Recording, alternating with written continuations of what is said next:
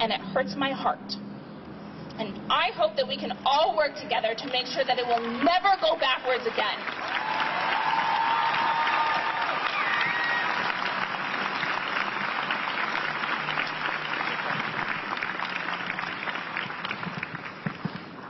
Hi, I'm Deborah Zamer. Sorry, I'm a little nervous, not because I'm an elected official admitting that I had an abortion when I was younger, but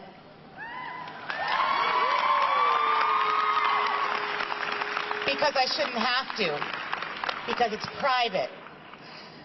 But I'm compelled, just like Shelley Hegan said, to tell the world that abortion is health care and it's our right to be able to access it. I know the fear of finding out that you're pregnant when you didn't want to be, when you didn't want to be connected to the partner. But what I don't know is the desperation of not being able to access an abortion. So all I want to say is that my thoughts are with the millions of women around the country whose appointments had to be canceled today, tomorrow, next week. The desperation and the fear that they must feel is really all I can think about. Thank you.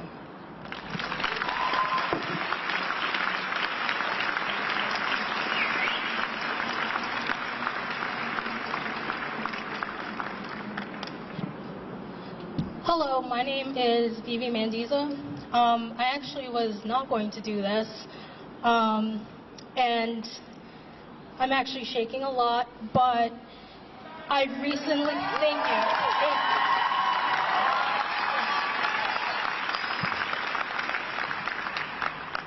I know that there are consequences for putting myself out here like this, but I think it is worth it.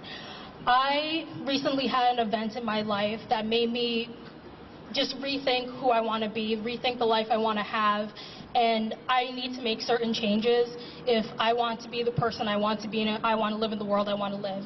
And when I found out the news today, I was so angry, and I'm still so angry. And I know that it's not okay for someone like me to be angry, black, woman, mentally ill, so that makes me crazy. I recently came out to myself for like the billionth time and found out that I'm lesbian, so now you can have the big, mean lesbian trope to that, which I'm okay with. But, you know, I just am so angry, and I was talking to my therapist yesterday and telling him that I have so much unresolved anger, and I was thinking today, like, I need to do something with this. I can't keep sitting in my life and allowing people to victimize me and people more vulnerable than me. And one thing I just have to say, make very clear, is that these people are not pro-life. They are just anti-abortion. If they were pro-life, children would not be getting slaughtered in their elementary school classrooms while police sat by and just looked pretty.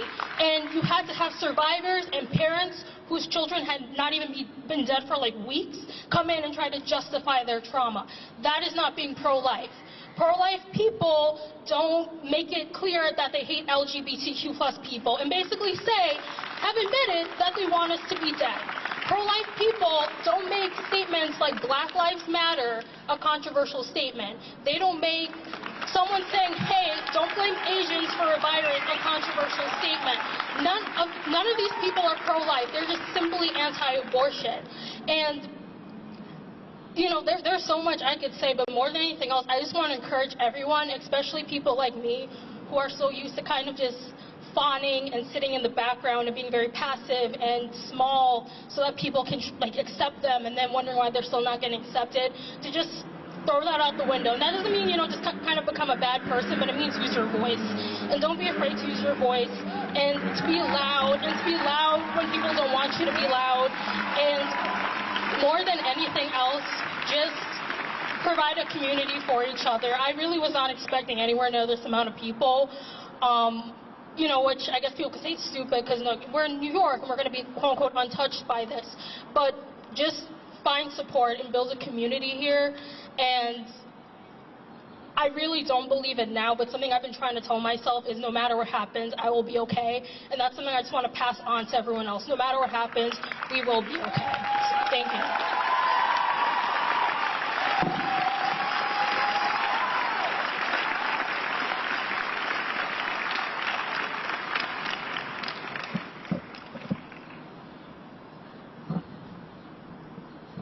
I want to thank you all for being with us here today in community. I think it was important to turn out and to recognize in this moment that you are among millions of Americans who are out in the streets tonight, who are making their voices heard, who are feeling all of their deepest feelings and letting that manifest into beautiful energy that will carry us forward. And I know that earlier today we distributed some tea lights. And so I think this is an appropriate moment to take some of those out. If you didn't get a tea light, I think a cell phone flashlight does the trick. But if everybody could find their light, we'd like to take a moment. We're at just about 8:26 here. And this moment is important because 26 states are about to go dark in terms of abortion access, leaving 36 million Americans without access to abortion care. And so we'd like to take a moment of silence in their honor.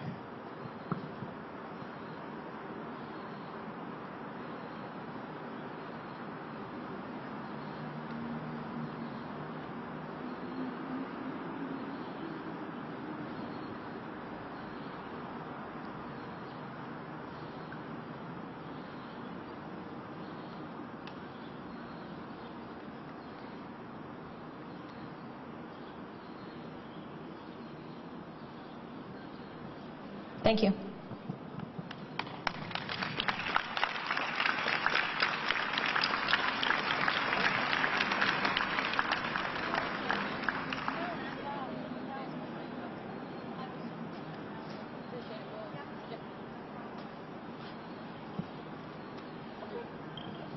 Hi everyone, it's a great turnout today and I want to thank you all for being here. It is so great to see so many faces out here. I'm not going to lie, when I found out this morning, I thought I was going to be protesting out here by myself. I really was going to come out here by myself with my sign and my megaphone and just scream my lungs out. Because I thought there were going to be so many people today who were happy that this happened. I thought that there were going to be people chanting in the streets, so happy. But I'm so glad to see so many people here who are still fighting and still believe that we can change. I want to talk about how abortion being illegal now doesn't affect, let me rephrase this right before I say something wrong. Sorry, a little nervous. Happens. You got it. Thank you. Thank you. Abortion hurts people who even haven't had them yet. The young girls who have pregnancy scares and now no longer can go to Planned Parenthood on their own and feel safe to be on their own and do this. They're now going to be searching their medicine cabinets for what pills can stop this. They're going to take metal hangers. You're not going to ban abortion. You're going to ban safe abortions. You're going to hurt the ones you love if you don't fight for this. Your mothers, your daughters, your sisters, your aunts, your future children. They have all lost rights today. And it is very sad. If you're not angry about this, I am worried. I'm worried for our future. If they're going to take away our right to health care, what is next? My mother today was scared that for this, they're going to hurt women more. What's going to happen? Our rights to vote, interracial marriage, gay couples, trans kids, what's going to happen to them next? I would also like to point out why. Why are we doing this to our women? If you love your mother, your sister, your daughter, you should be screaming here with them. Because one day, there could be an unfortunate event and they're stuck. And it could ruin their body. It could even get them killed. Some women can't carry to term. And they are stuck.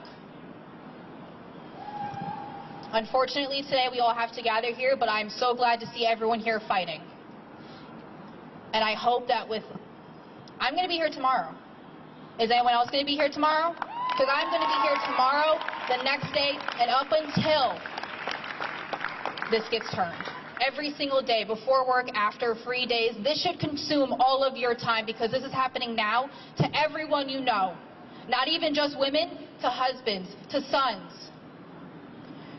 Our future is us, and it has to change now. Because I don't want to be the girl that's scared in the bathroom trying to find ibuprofen or a metal hanger and be scared and hurt myself because of someone else's opinion. Thank you.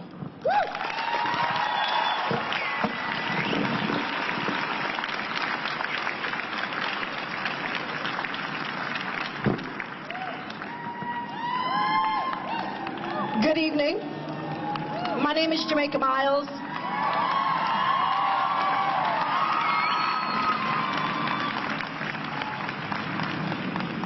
I wasn't planning on speaking tonight. I showed up to see who showed up.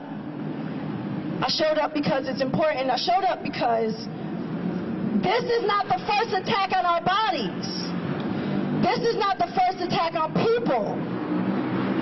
And I showed up because I'm a bisexual black woman living in America, and I have been under attack my entire life.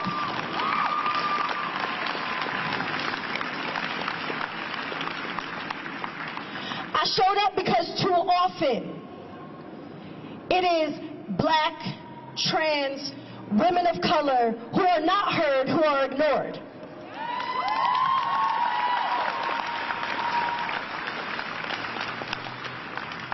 And abortion rights is a Black Lives Matter issue.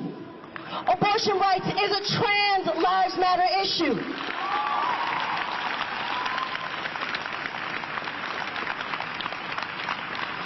And while we all showed up here today, and some of us showed up earlier, what are we going to do tomorrow? Did you think about it? My shirt definitely does say Black Votes Matter. And yes, we do need to show up at the polls for the primaries and understand that just because somebody declares themselves a Democrat does not mean they stand for us.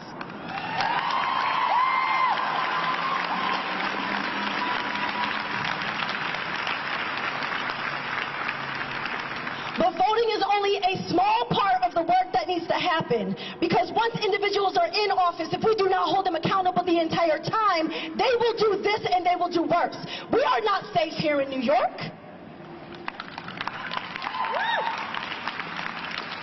I don't know if anybody knows I was arrested for being a black woman who had some things to say. We are not safe here in New York.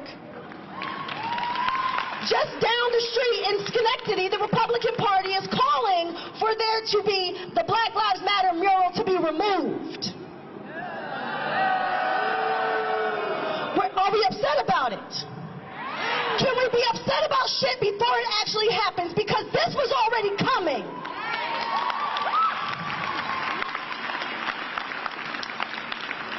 The next iteration of attacks on some marginalized group is already coming, so will we join other organizations, whether it is Planned Parenthood or Saratoga Black Lives Matter or Troy Black Lives Matter or all of us, or any other group or organization that is on the ground every single day talking to people, lifting up the voices of those of us that are impacted every single day, and demanding justice in our schools, in our city councils, in our small towns.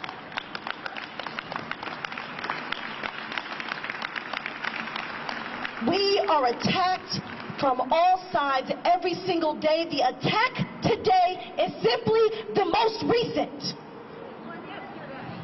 And there was one yesterday, and there was one the day before that, and for some of us it is every single day.